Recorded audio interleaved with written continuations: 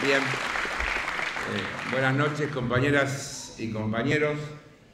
Es una alegría estar acá junto con todos ustedes, participando de este tercer foro que comenzamos con Agustín allí por el año 2016. Cuando visualizamos que la instalación del gobierno de Cambiemos, entre otras cosas, iba a poner en juego la soberanía nacional. Y a partir de esa idea nos pareció que trabajar en foros multidisciplinarios, con participaciones amplias y diversas, alrededor del tema de la soberanía, formaba parte de nuestras responsabilidades y de nuestros compromisos. Porque la soberanía es una cosa, yo diría, muy amplia, y uno la podría analizar desde varios lugares. Cuando yo veía al presidente de los argentinos en la celebración del bicentenario de la patria, decirle al ex rey de España, querido rey, me imagino cuánto habrán sufrido nuestros próceres cuando tuvieron que declarar la independencia, palabra más, palabra menos, la angustia que habrán tenido nuestros próceres, uno podría decir que define con absoluta claridad el concepto de soberanía que tienen quienes hoy ejercen la conducción de los destinos de la patria. Y no fue un hecho aislado, porque al mismo tiempo veíamos al ex ministro Pratgay que iba a España y se reunía con los empresarios y le pedía disculpas por los atropellos que habíamos tenido en las reestatizaciones de las empresas privatizadas en los 90. Y de eso podríamos hablar horas, pero como hay tantos hechos recientes que nos permiten discutir y entender la cuestión, yo utilizo como introducción aquello, pero rápidamente tengo que llegar a estos días. Estos días hemos visto como de pronto todo lo que estaba bien empezó a estar mal. Miren, yo busqué y encontré, y debe haber más, algunas cuestiones que quiero leerles. El 20 de julio del 2016, el presidente Macri dijo: lo peor ya pasó. La inflación está bajando y el año que viene estará debajo del 20%, en el 2016. El 18 de marzo del 2017 dijo: lo peor ya pasó. La Argentina no crecía desde hace 5 años y desde octubre se está generando empleo todos los meses. El 11 de octubre del 2017 dijo: lo peor ya pasó. Y ahora viene menos inflación, menos desigualdad, menos impunidad. El 23 de octubre del 2017 dijo: lo peor ya pasó. Y el 18 de marzo, el marzo del 2018, en la apertura de las sesiones legislativas, volvió a decirnos que lo peor ya pasó. Y resulta que ahora de golpe, parece que no era verdad que lo peor ya pasó, y viene y nos dice: bueno, hemos sido demasiado optimistas, hemos sobreestimado los problemas para la lucha contra la inflación, los mercados están inquietos y nos piden que aceleremos el ajuste. Con lo cual resulta que todo el verso del gradualismo terminó la semana pasada. No hay más gradualismo, no hay más tiempo. Lo dijo el presidente en el discurso donde anunció que iban a comenzar negociaciones con el Fondo Monetario Internacional.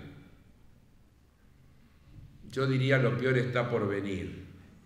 no lo peor ya pasó, porque tenemos triste memoria de los 20 acuerdos de stand-by que hizo la Argentina desde 1956 hasta ahora.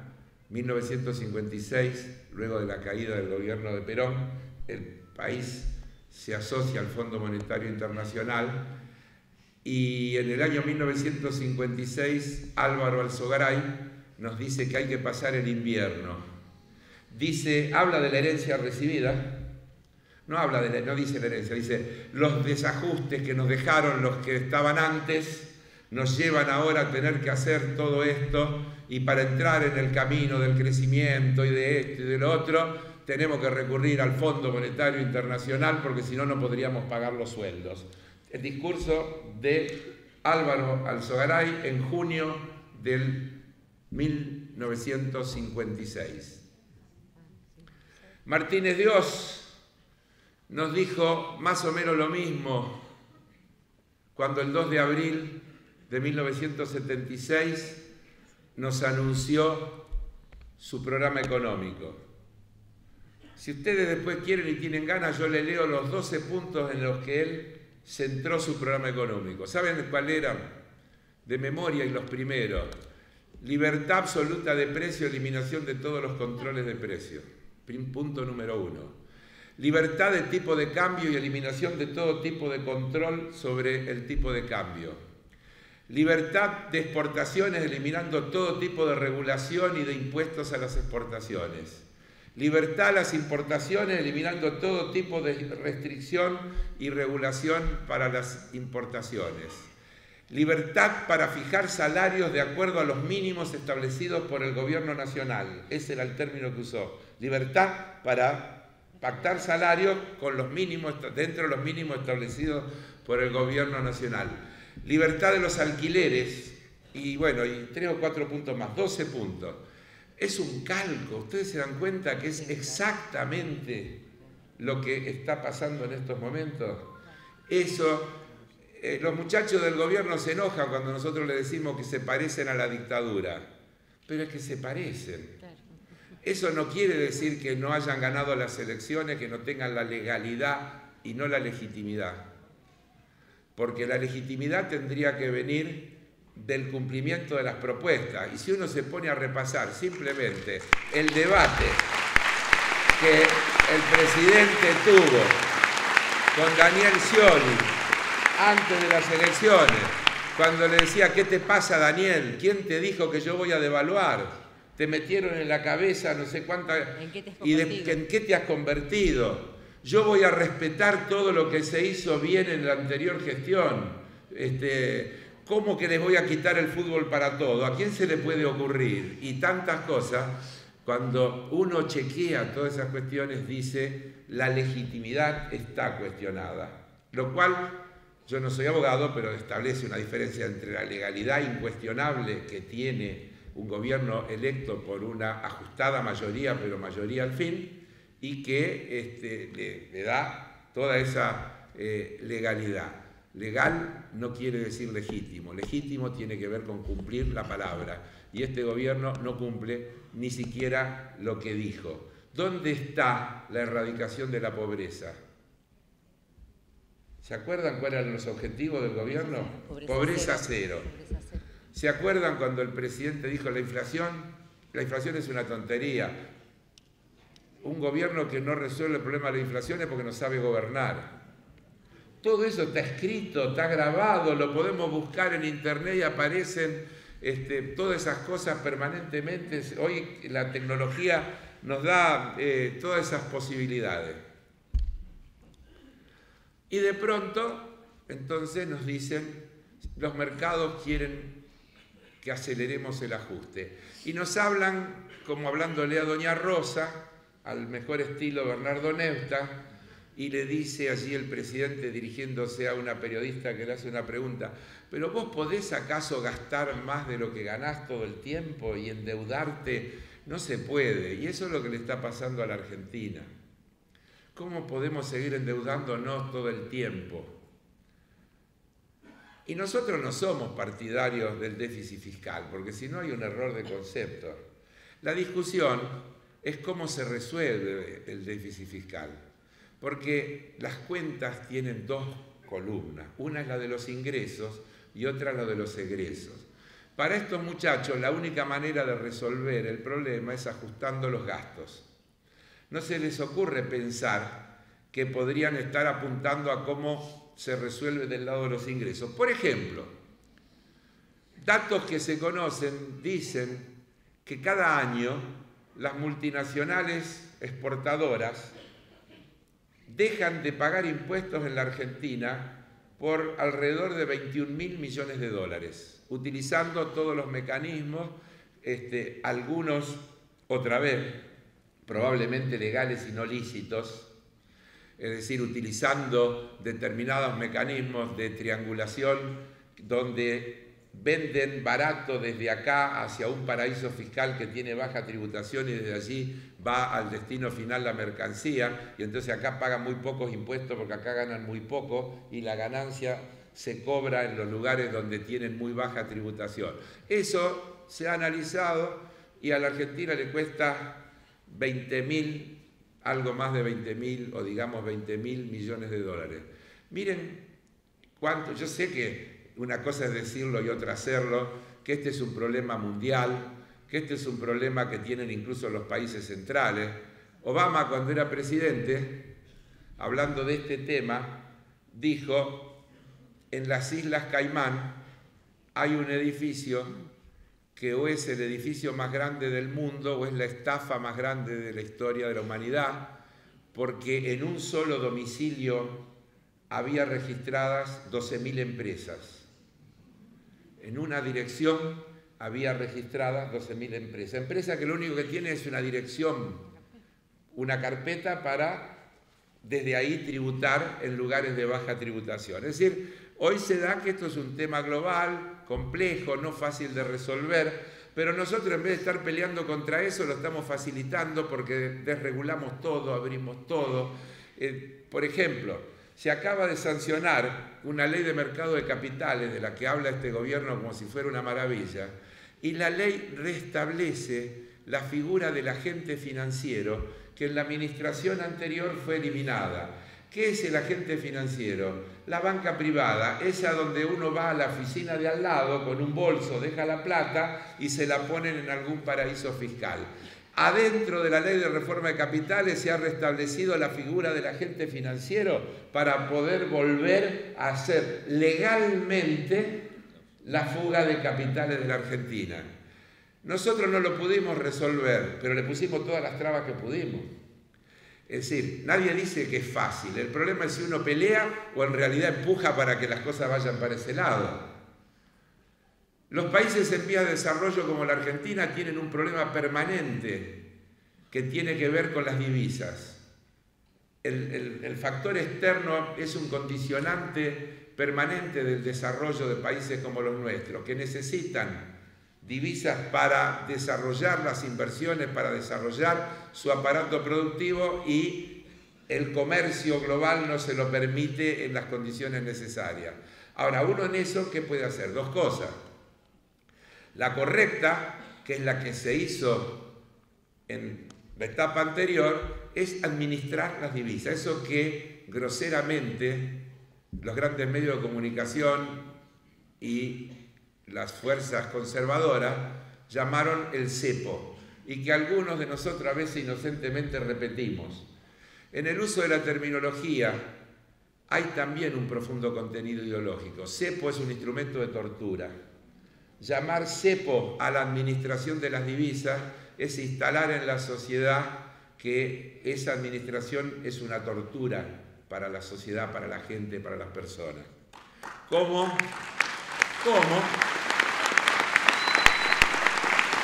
llamar al dólar negro blue? ¿Saben lo que es el azul? Es el color de la libertad. El dólar blue es el dólar libre. El dólar negro es el dólar clandestino, es el dólar ilegal. Yo les cuento o reflexiono con ustedes todas estas cosas, porque son las cosas que vivimos todos los días y que son las que tenemos que mirar con mucha atención porque nos están machacando y nos parten la cabeza con algunas de estas cosas y a veces nosotros sin darnos cuenta las compramos y las repetimos. Claro que la restricción externa es un problema. Ningún país en vía de desarrollo deja de tener el problema de la restricción externa. Ahora,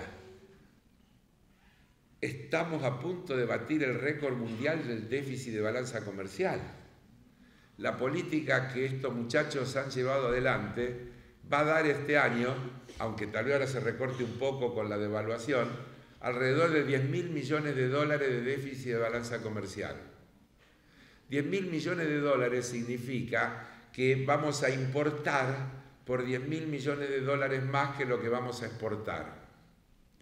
A eso hay que sumarle la libertad para remitir utilidades de las compañías multinacionales. Estoy hablando de lo legal. A eso hay que sumarle los dólares que salen por turismo. A eso hay que sumarle los dólares que salen para pagar los servicios de la deuda externa que crece de manera exponencial. Y entonces hacen falta 30.000 millones de dólares todos los años para tapar el agujero que generan las malas políticas de este gobierno. Y esos 30.000 millones que hacen agrandan el agujero.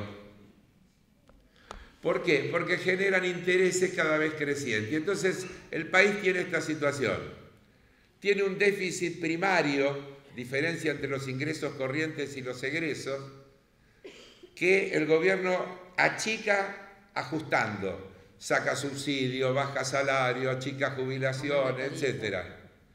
Pero le suben los intereses que paga por la deuda más que lo que logra recortar. Y eso es lo que los mercados le están diciendo, los famosos mercados. Pero miren que el déficit sigue siendo cada vez más grande.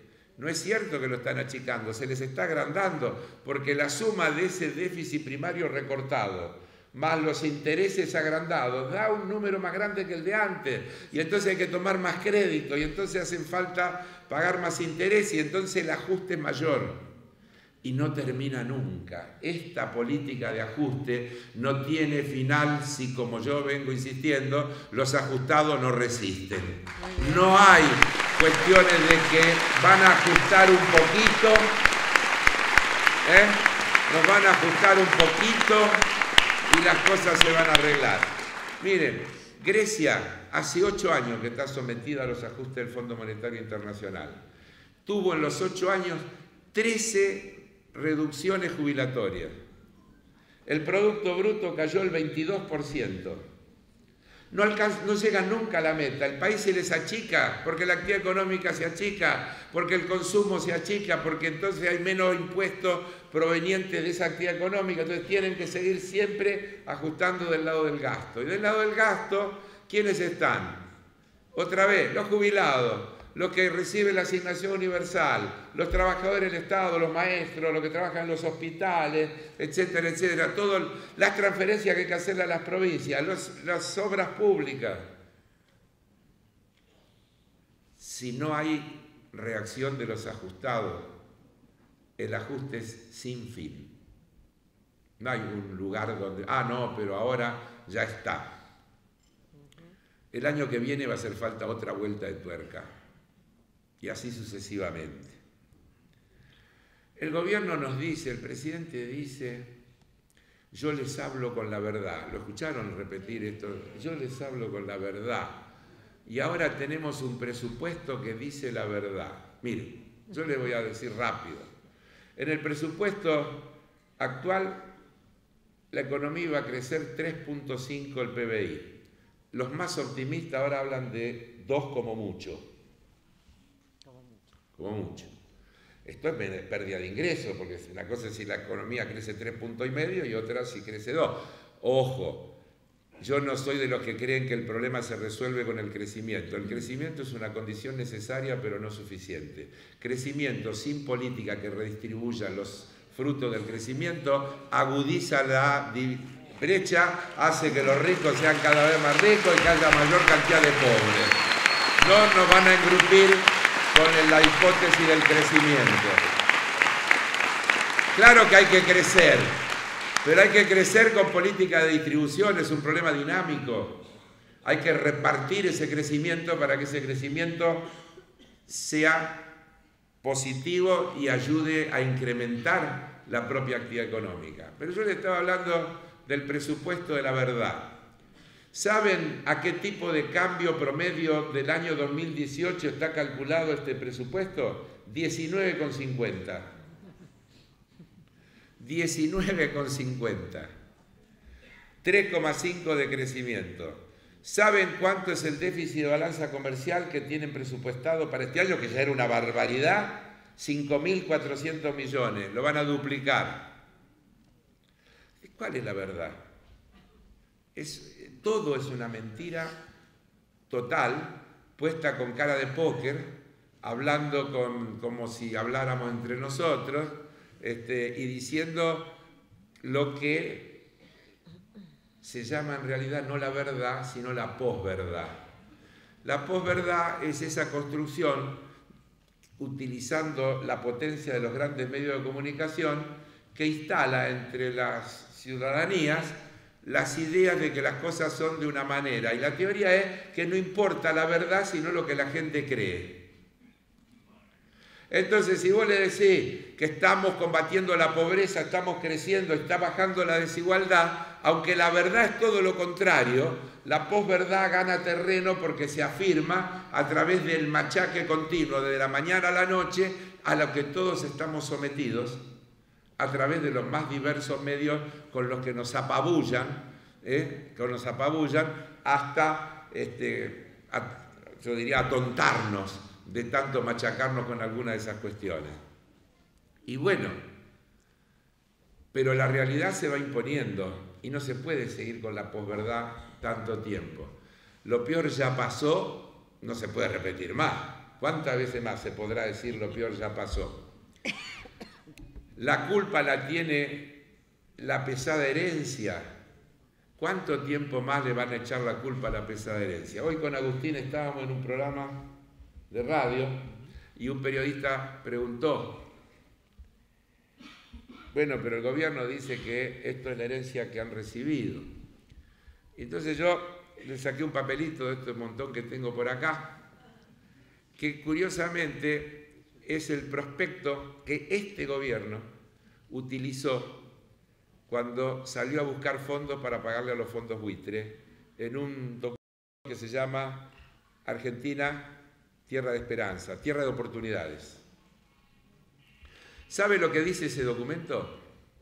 Ese documento dice que la Argentina tiene el segundo PBI de América Latina, elogia enormemente de luego el nivel cultural alcanzado, hace un elogio de la infraestructura, de autopistas, de cosas que se construyeron.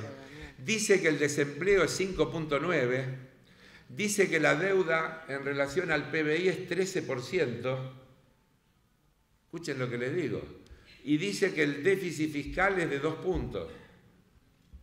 Todo eso lo dice un documento de este gobierno. Entonces, o le mintieron a los acreedores externos cuando le fueron a pedir guita, o el cuento de la pesada herencia no es cierto, una de las dos. ¿Ustedes creen que le habrán mentido a los amigos de ellos de afuera? Difícil, difícil. Entonces, ¿saben cuál es la pesada herencia, compañeras, compañeros? La pesada herencia la describió González Fraga con absoluto realismo. La pesada herencia es que el gobierno anterior le hizo creer a la gente que con un salario medio se podía vivir bien, que un salario medio tenía que alcanzar para tener un buen televisor, para tener un buen teléfono, para poder cambiar el auto o la moto y hasta para poder viajar al exterior. Esa es la pesada herencia que estos muchachos están tratando de revertir, convencernos a todos nosotros que no se puede vivir bien, que hay que ajustar de verdad, hay que resignar un montón de cosas. Y esa pesada herencia es la que no saben cómo resolver, porque esa es la que está en la memoria de la ciudadanía. Porque este gobierno, a diferencia de todos los que han venido desde la democracia hasta aquí, es el único que no tiene la herencia de una crisis. Es el único al que hay que decirle a la gente que estaba peor antes que ahora, porque la percepción de la gente es al revés. ¿Cómo es esto de la pesada herencia? Todos los otros se fueron por la hiperinflación, por lo que sea. Acá ahora todo el mundo empieza a decir, che, pero ¿cómo esto? Porque parece que antes estábamos mejor. La guita alcanzaba para más cosas, nos dábamos gusto que ahora no nos podemos dar. Y lo que nos están diciendo cada vez más preocupante. Entonces ya van 2 años y medio. Es como echarle la culpa del ARA San Juan a la administración anterior. ¿Cómo le vas a decir que la culpa la tiene Rossi de lo que pasó con el ARA San Juan? Viste que intentaron, sí, intentaron, porque los muchachos no andan con chiquita.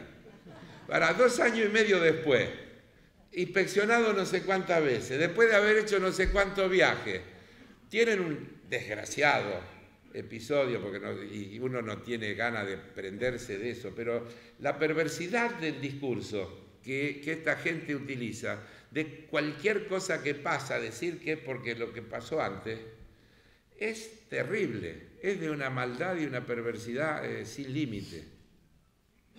Y en ese punto estamos. Ahora nos quieren convencer, con la complicidad de las autoridades del Fondo Monetario Internacional, que lo que vamos a hacer es un plan de ajuste diseñado por nosotros en lo que ellos no tienen nada que ver. Lean los diarios, compañeras, compañeros, lean los diarios. Es lo que están diciendo en este momento. Hoy la señora Lagarde dijo, este es un programa absolutamente argentino diseñado por el presidente Macri. Así que tengan en cuenta, cuando vayan al almacén, piensen...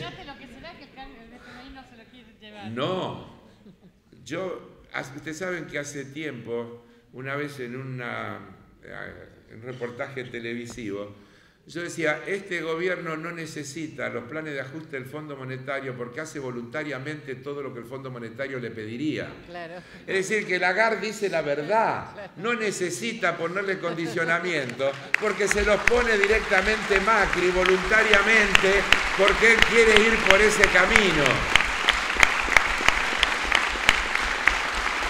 Por una vez dicen la verdad, por una vez dicen la verdad, claro.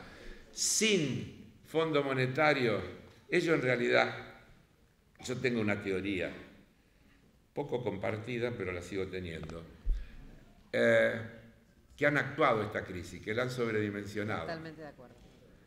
Que no fue para tanto, por varias razones. Miren, necesitaban devaluar, porque se les había quedado atrasado el tipo de cambio, porque quisieron usarlo como ancla antiinflacionaria por la repercusión que tiene el tipo de cambio sobre los precios en una economía desregulada como esta.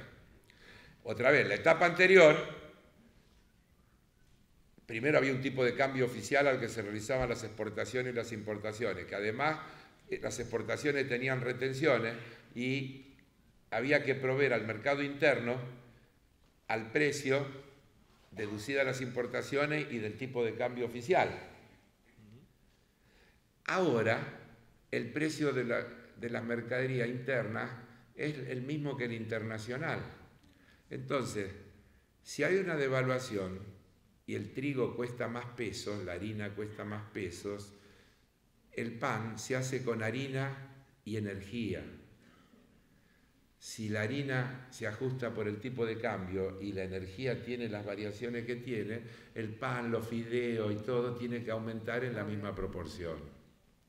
Durante un tiempo trataron de frenar el impacto de esa medida, retrasando el tipo de cambio. Y eso le generó otro problema. Uno de ellos, la disparada de la balanza comercial.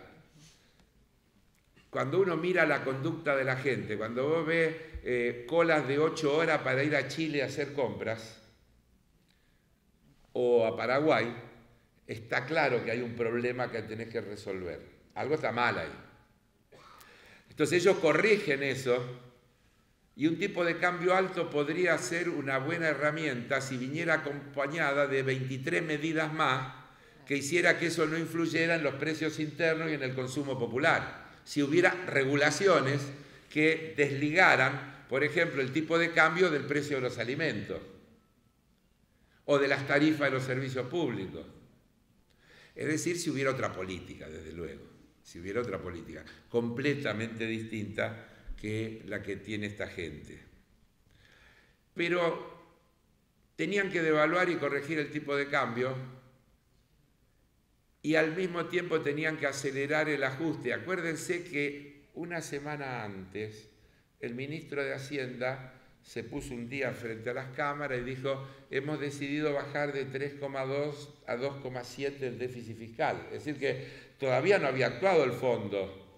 Y ellos ya habían hecho una comunicación de que habían decidido bajar, y fue cuando anunciaron, entre otras cosas, que retiraban 30.000 millones de la obra pública.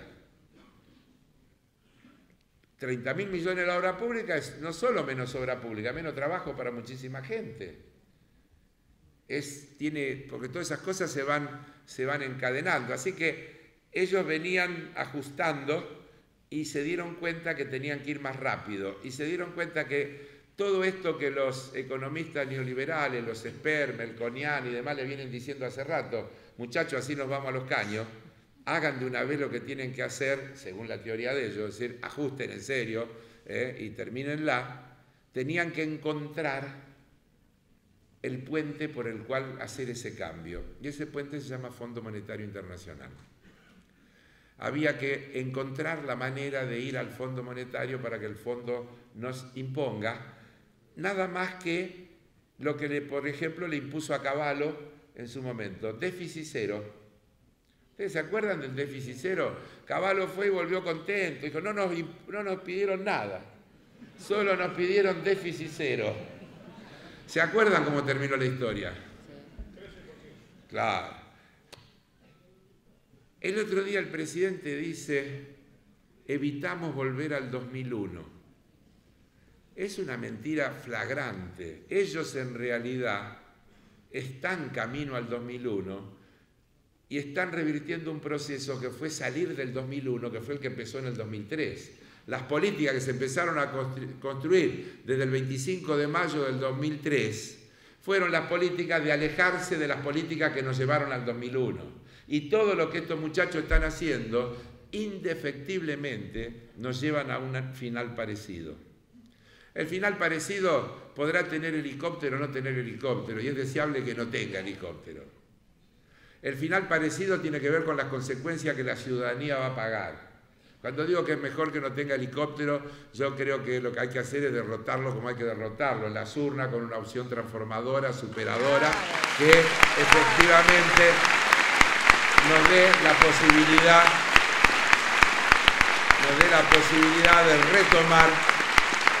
de retomar esa senda virtuosa que el país transitó entre el 2003 y el 2015.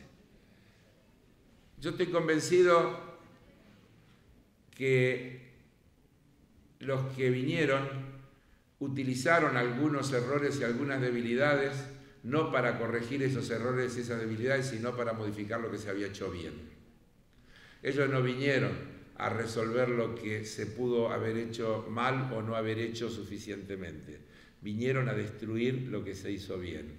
Y nosotros tenemos que trabajar cada vez más juntos para construir la alternativa que los derrote donde hay que derrotarlos, en las urnas, para instalar un gobierno de amplia representación popular, de amplia base social, que pueda retomar ese camino. Y eso me plantea también una cuestión desde la política, y que tiene que ver con que nosotros estemos aquí y estemos participando.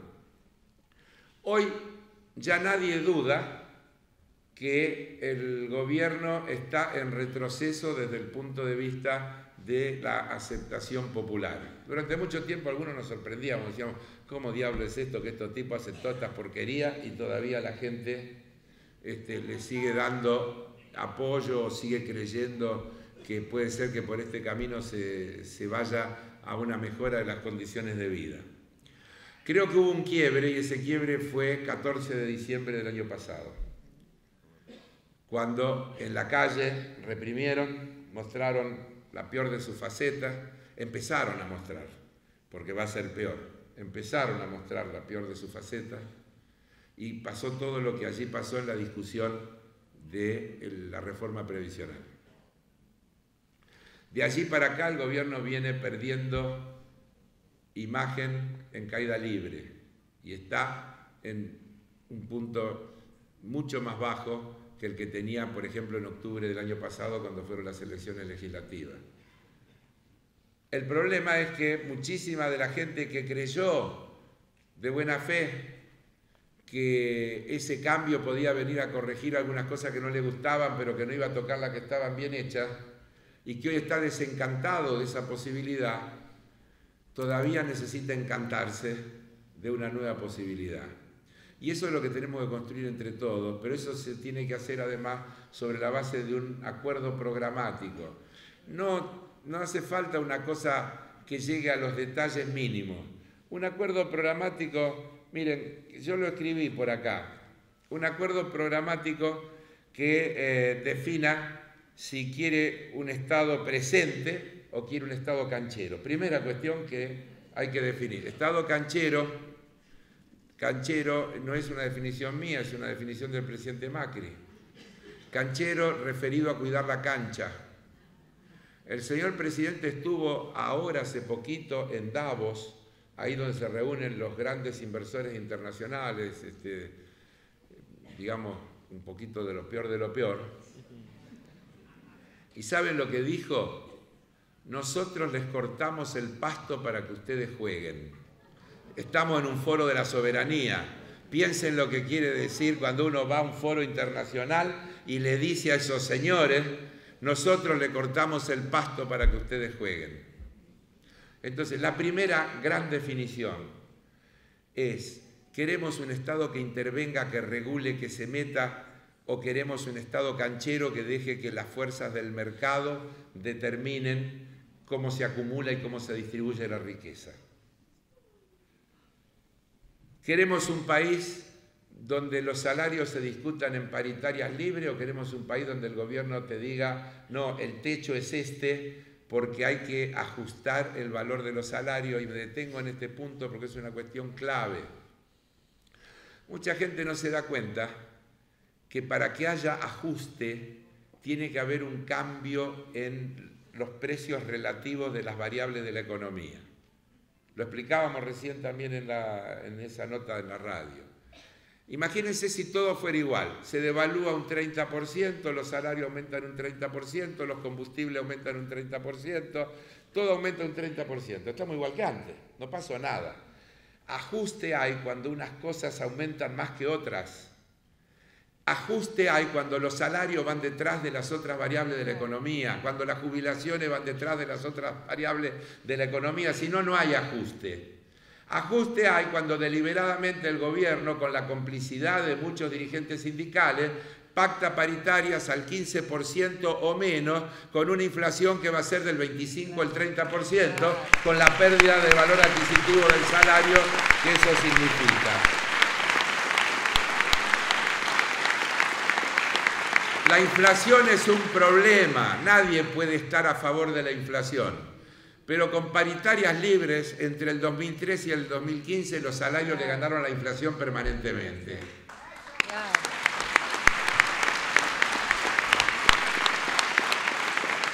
Queremos un país donde los servicios públicos sean accesibles para todos o un negocio para unos pocos.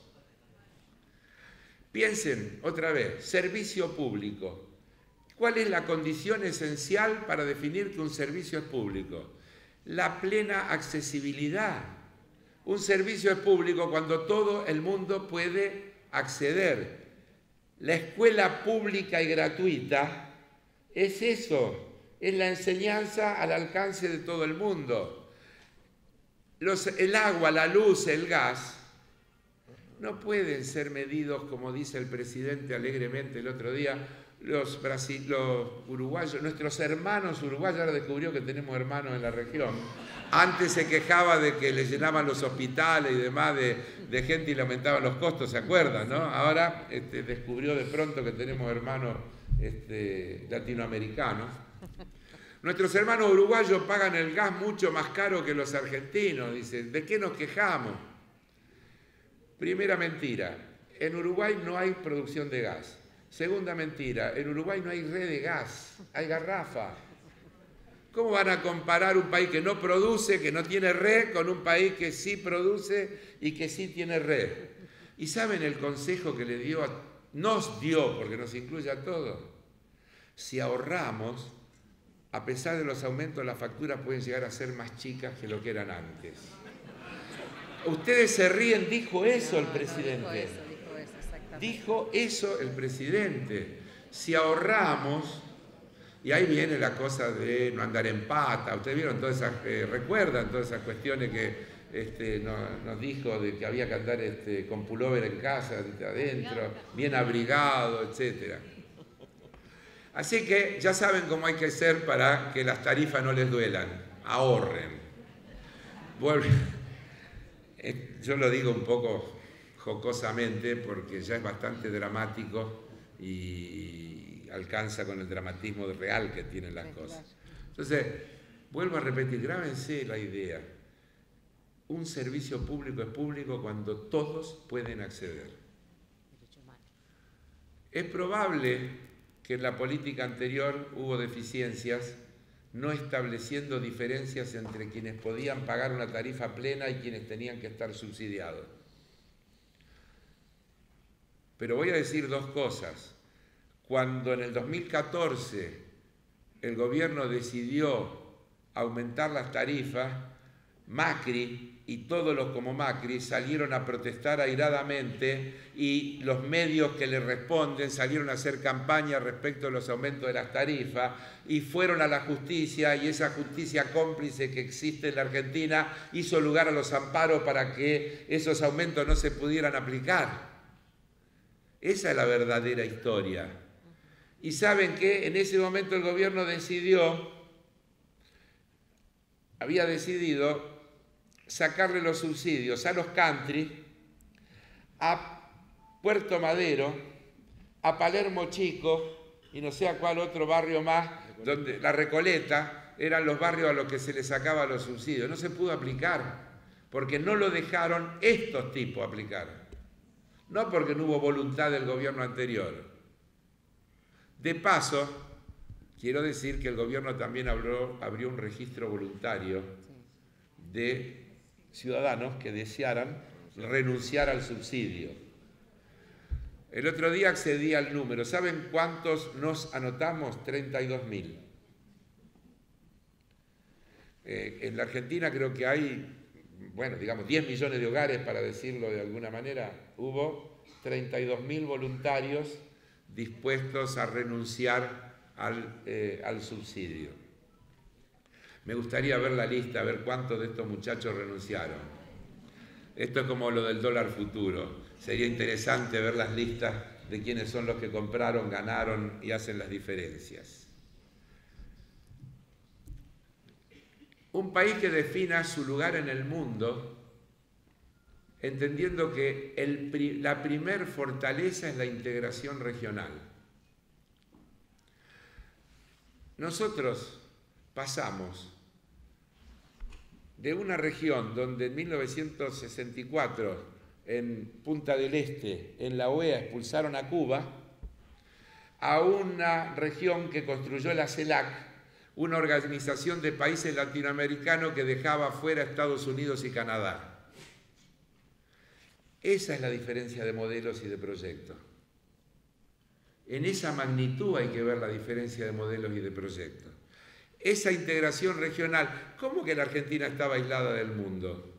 Miren, se hizo la UNASUR, se hizo la CELAC, fortalecimos los vínculos con los BRIC, integramos el G77 más China, obtuvimos resoluciones de Naciones Unidas a favor de la Argentina en temas clave como los fondos buitre. Nuestra presencia en el G20, de la cual el presidente ahora se ufana de que va a tener la presidencia, que además vamos a decir que no es por ningún mérito, sino porque le toca, porque es rotativa, y nos la venden como si fuera que, ahora que están estos gobernando, nos dan la presidencia del G20, mentira grosera, dura un año, cada año cambia y todos los miembros del G20 rotativamente tienen un año y le tocaba a la Argentina. Si el presidente hubiera sido Scioli, hoy Scioli sería el presidente del G20 igual que Macri, exactamente igual que Macri. Pero ¿quién fue al G20 a plantear el tema de los paraísos fiscales, a plantear el tema de los offshore, de la fuga de capitales, a plantear todos los temas que agobian a los países en vía de desarrollo? Argentina con Brasil, que estaban en el G20, encabezaron esa denuncia. Claro que los países centrales están chochos con la Argentina. Ustedes vieron el otro día, el diario Clarín, búsquenlo, dice textualmente: el presidente Macri, acompañado del jefe de gabinete Peña y de Pompeo, se llama el asesor de asuntos internacionales que tiene, Fulvio Pompeo, se comprometió con el presidente de Estados Unidos, estamos en un evento de la soberanía, el presidente de la Argentina se comprometió con el presidente de Estados Unidos a tomar todas las medidas necesarias para resolver esta situación. Con lo cual el presidente de Estados Unidos le manifestó su beneplácito y que contara con el apoyo para que el Fondo Monetario nos ayude como corresponde. La noticia dice que la conversación duró 10 minutos. Y en esos 10 minutos, además de hablar de todo esto que yo les dije, dice el diario, hablaron de Corea del Norte, de la reunión del G20 y de Venezuela. Son unos tipos maravillosos. La verdad que el poder de síntesis que tienen es fantástico. Miren todo lo que hicieron en 10 minutos. Si ustedes, yo leo bastante. Nuestro canciller dice muy suelto de cuerpo que la Argentina tiene el beneplácito de Estados Unidos en todas estas negociaciones porque la Argentina juega un papel destacado en las políticas de seguridad hemisférica que Estados Unidos pretende reinstalar en la región y que tiene que ver con la presencia de bases y que tiene que ver con todas las cosas que ya conocemos y que durante ese periodo en el que se instalaron los gobiernos populares en la región no pudo avanzar. El canciller reconoce, lo dice en una declaración, que la actitud argentina respecto de los temas de seguridad hemisférica que plantea Estados Unidos es parte del apoyo que obtiene del gobierno de los Estados Unidos. ¿De qué soberanía pueden hablar? Hay una subordinación absoluta. Entonces, en esa propuesta tiene que haber una clara definición de qué quiere decir estar en el mundo. Claro que hay que estar en el mundo, pero estar en el mundo desde lo local, desde la integración con nuestros iguales. Hay un espacio enorme de los países en vía de desarrollo cada vez más castigados por estas políticas de la globalización neoliberal. Con todos ellos tenemos que fortalecer nuestras alianzas y con todos ellos tenemos que ir a los foros donde están los países centrales a discutir cuestiones más equitativas para nuestros pueblos, para nuestras ciudadanías. Bueno, un país donde la República y sus instituciones funcionen de manera soberana o un país que se someta al Fondo Monetario Internacional. Dicho sea de paso, ¿ustedes se acuerdan de la independencia del Banco Central? Era uno de los caballitos de batalla. En mi gestión, el Banco Central será una entidad absolutamente independiente. Ayer, en el diario Clarín, Marcelo Bonelli editorializa diciendo que el presidente, en una reunión que se hizo en Olivo, laudó a favor de Caputo en su disputa con Sturzenegger y Caputo se hizo cargo del manejo de la mesa de dinero del Banco Central para administrar la corrida cambiaria. Es de una gravedad fenomenal, porque está reconociendo, primero, que no hay ninguna independencia y que el Banco Central forma parte de ese paquete. Pero segundo, que el presidente tiene capacidad para decirle al presidente del Banco Central, correte y dejá que esto no lo estás haciendo bien y lo va a manejar Luisito, que es más hábil que vos y que seguramente los mercados lo van a ver con más simpatía y va a lograr, por ejemplo, que unos buenos muchachos nos pongan sorprendentemente 3.000 millones de dólares en pesos en el medio de la crisis. ¿Saben quiénes son esos muchachos? Los buitres. Los buitres. Los amigos de Caputo. Los buitres. Bueno, un país con inclusión social y distribución de los ingresos y no un país que excluye y concentra la riqueza en pocas manos. Un país que aumente los recursos para la educación y la ciencia y la tecnología y no un país que apuesta al ajuste fiscal y a reprimarizar la economía. Un país que defienda la producción nacional, las pymes, las economías regionales, el trabajo argentino y no un país que se abra a las importaciones y destruye el trabajo local. Estos y seguramente 10 puntos más son las cuestiones que nosotros creemos tiene que tener ese programa de coincidencias sobre el cual construir la gran unidad nacional que pueda derrotar a este proyecto neoliberal que hoy los argentinos estamos soportando. Muchísimas gracias, compañeros y compañeras. Carlos Pérez, un aplauso enorme.